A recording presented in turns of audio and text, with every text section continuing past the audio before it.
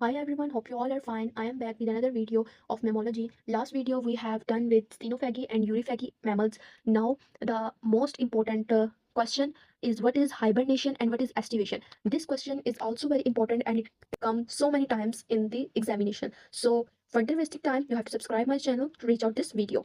So we have marked it like it's the most important question.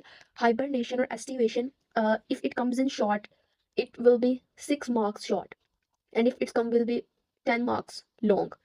तो आप लोगों ने इस क्वेश्चन को बहुत अच्छी तरह प्रिपेयर करना है. हाइबरनेशन एस्टिवेशन ज़्यादातर डिफरेंस में पूछा जाता है, बट ये अगर शॉर्ट में आता है तो आपने इसी तरह जिस तरह मैं आपको भी पॉइंट्स बना के समझाऊंगी उस तरह ही आपने पॉइंट्स बनाने हैं. So let's start a topic. Hibernation क्या होता है? हाइबरनेशन, इसकी सबसे पहला पॉइंट है डेफिनेशन का. हाइबरनेशन एक ऐसे स्टेट ऑफ इनएक्टिविटी है जिसके अंदर मेटाबॉलिक डिप्रेशन आता है और किसके अंदर आता है? एनिमल्स के अंदर. इसको करेक्टराइज करते हैं हम लोग लोअर बॉडी टेम्परेचर के साथ.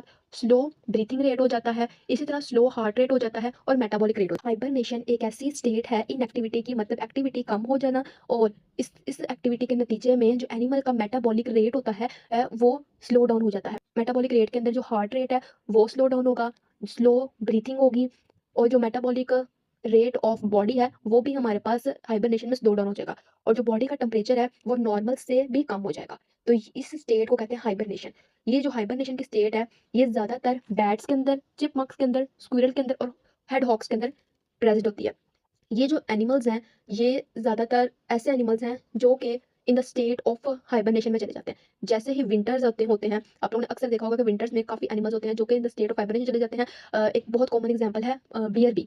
आप इसमें बियर भी ऐड करें. बियर इसलिए क्योंकि बियर हमने अक्सर देखा होगा वो अपने फूड को इनटेक करता है इन हायर अमाउंट और फिर हाइबरनेट हो जाता है एक केव में, एक केव में, माउंटेन्स के केव में, और फिर उसकी भी slow down breathing rate, slow down heart rate वगैरह होता है. ठीक है. और इसकी जो लोकेशन होती है वो ब्यूरोज में, केव्स में और होलो लॉग्स मतलब जो तने या दरख्त की टहनी होती है वो अंदर से खोखली हो जाती है. हाइबरनेशन के कुछ फेजेस हैं. एक है entry phase, second one is dormancy phase, तीसरा हमारे पास है arousal phase and fourth one is exit phase. Now we have to discuss these phases. जो 4 फेजेस हैं हाइबरनेशन में, सबसे पहले फेज को हम लोग कहते हैं एंट्री फेज. एंट्री फेज के अंदर जो एनिमल्स हैं वो फैट को एक्यूमुलेट करते हैं, मींस के फैटी फूड को जमा करते हैं अपने पास या फिर फैटी फूड का इंटेक करते हैं अपनी बॉडी के अंदर, जिसकी वजह से ये देर तक सर्वाइव कर सकें ड्यूरिंग दैट हाइबरनेशन पीरियड. डॉरमेसी का मतलब होता है कि अब एनिमल अपने आप को हाइबरनेशन फेज में उसने एंट्री करवा ली, उसके बाद वो अपने आप को डॉरमेसी में लेकर जाए. डॉरमेसी एक ऐसी कंडीशन होती है जिसके अंदर बॉडी टेम्परेचर, हार्ट रेट और मेटाबॉलिक रेट हमारे पास डिक्रीज होने स्टार्ट हो जाता है, जिसकी वजह से हम लोग कहते हैं कि एनिमल्स डॉरमेसी कंडीशन को, डॉर्मेसी में चला गया.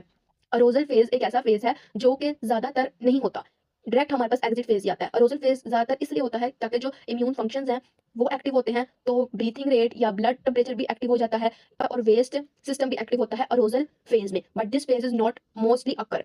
The last phase is exit phase. Exit phase में क्या होता है कि जो इमरजेंस होती है फ्रॉम हाइबरनेशन के, एग्जिट एंट्री फेज भी हो गया, डॉर्मेसी भी हो गया, अरोजल भी. एनिमल हाइबरनेशन फेज में आया है, उसकी निकलने की बारी आ गई है और अब उसका हाइबरनेशन फेज मुकम्मल हो गया है, इसलिए वो एग्जिट हो जाता है अपनी हाइबरनेशन पीरियड से. डेफिनेशन की, एग्जाम्पल की, लोकेशन की और फेजेस अगर मौजूद हैं, जैसे हाइबरनेशन में फेजेस, एस्टिवेशन में फेजेस ना हो, थोड़ी एक्सप्लेनेशन हो तो आप एक्सप्लेनेशन का भी पॉइंट दे सकते हैं. But overall these points are usually very important.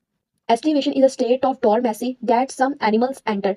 Aestivation एक ऐसे स्टेट है डॉरमेसी की जिसके अंदर कुछ एनिमल्स एंटर होते हैं during the period of the high heat and dryness. ठीक है, ड्यूरिंग समर्स. डाउन हाइबरनेशन था कि स्लो डाउन हो जाती है एक्टिविटी, बॉडी का मेटाबॉलिक रेट स्लो डाउन हो जाता है, टेम्परेचर स्लो डाउन हो जाता है, तो वो बॉडी भी डॉरमेसी फेज में चली जाती है. लेकिन हाइबरनेशन विंटर्स में होती है, एस्टिवेशन समर्स में होती है. समर में क्यों होती है? क्योंकि जो हीट है वो हाई होती है और हाई हीट की वजह से ड्राइनेस ज्यादा होती है. तो कुछ एनिमल्स ऐसे हैं जो कि इस टेम्परेचर को बेयरेबल नहीं करते और वो एस्टिवेट करते हैं. ठीक है, एस्टिवेट भी एक ऐसी ही कंडीशन है लाइक हाइबरनेशन. इसके अंदर भी एनिमल्स ब्यूरोज में जाते हैं, अंडरग्राउंड टनल्स में जाते हैं, मड में जाते हैं, ठीक, और अपने आप को सिक्योर करते हैं. इसकी एग्जांपल है रोडेंट्स और ग्राउंड स्क्विरल्स. ग्राउंड स्क्विरल्स हम सबने देखे होंगे, आम जो हमारे घरों में होती है. ग्राउंड स्क्विरल्स हम सबने देखे होंगे अक्सर औकात वॉल्स के ऊपर क्लाइंब कर रही होती है, और रोडेंट्स आ जाते हैं, और ग्राउंड स्क्विरल. ये एग्जांपल है एस्टिवेशन की. इसकी लोकेशन की बात करें तो ये ब्यूरोज के अंदर अंडरग्राउंड टनल्स में, मड्स में, शेडी एरियाज में यहाँ पर जाते हैं. और इनके जाने का जो पर्पज होता है कि ये क्यों जाते हैं इन एरियाज में, अपने आप को प्रोटेक्शन क्यों प्रोवाइड करते हैं, तो यहाँ पर पर्पज का आपने हेडिंग देनी है. लास्ट वाले में हमने दी थी इसके फेजेस की, और एस्टिवेशन हमें दे रहे हैं पर्पस की। पर्पस में ये है कि सर्वाइव करें ताकि वो सर्वाइव कर सके। ऑब्वियसली इतनी गर्मी, इतनी ज़्यादा हाई टेम्परेचर, इतना ज़्यादा ड्राइनेस में एनिमल्स सर्वाइव नहीं करते, तो इसलिए अपने आप अपनी जान बचाने के लिए, सर्वाइव करने के लिए। दूसरा, ताकि वो ऐसे शेडी एरियाज में जाएं जहाँ पर उनकी वाटर और एनर्जी दोनों कंजर्व रहें, वाटर और एनर्जी दोनों बची रहें, क्योंकि वो बार बार जाएंगे और उनके एक्सट्रीम ड्राइनेस है तो उस टेम्परेचर में वो सर्वाइव नहीं कर पाएंगे। और इंक्रीज, ताकि इंक्रीज कर सके अपना मेटाबॉलिक रेट और blood body temperature. Metabolic rate, obviously जो उनका मेटाबॉलिक रेट होगा, ब्रीथिंग साइकिल और बॉडी टेम्परेचर इंक्रीज होगा, हाँ, उस शेडी एरिया में, ताकि वो अपने आप को सर्वाइव कर सके। ठीक है, एस्टिवेशन ज्यादा टाइम के लिए नहीं होता। इसमें एनिमल शेडी एरिया में जाता है या किसी भी टनल या किसी भी ब्यूरो वगैरह में जाकर कुछ टाइम के लिए अपने आप को रिलैक्स करता है। रिलैक्स करने के बाद वापस आता है अपने इन्वायरमेंट में ताकि वो खा सके, पी सके। और all about aestivation and hibernation. Last में एक बहुत इंपॉर्टेंट पॉइंट है, now I am going to discuss that.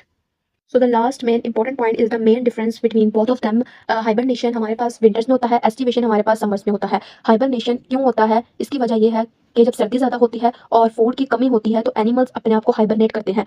और एस्टिवेशन क्यों होता है कि जब हीट ज़्यादा हो, धूप ज़्यादा पड़ रही हो, और जिसकी वजह से हर जगह खुश्की हो, ड्राइनेस हो, तो इसलिए एनिमल्स अपने आप को एस्टिवेशन में ले जाते हैं।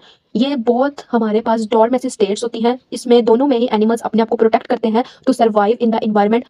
हाइबरनेशन की टाइमिंग की बात करें तो हाइबरनेशन अ लॉन्ग प्रोसेस है, एक लॉन्ग पीरियड है जिसमें एनिमल्स हाइबरनेट होते हैं। एस्टिवेशन हाइबरनेशन की निस्बत ज़्यादा लंबा प्रोसेस नहीं है इसके अंदर, क्योंकि समर्स है और समर में ज़्यादातर एनिमल्स अपने आप को शेडी एरियाज में और कोल्ड प्लेसेस में चले जाते हैं, जिसकी वजह से वो अपने आप को बचा देते हैं। So this is all about today's lecture. If you have any misunderstanding, any confusion, you have to comment below. I am there for you. So this is also main and important question coming in exams.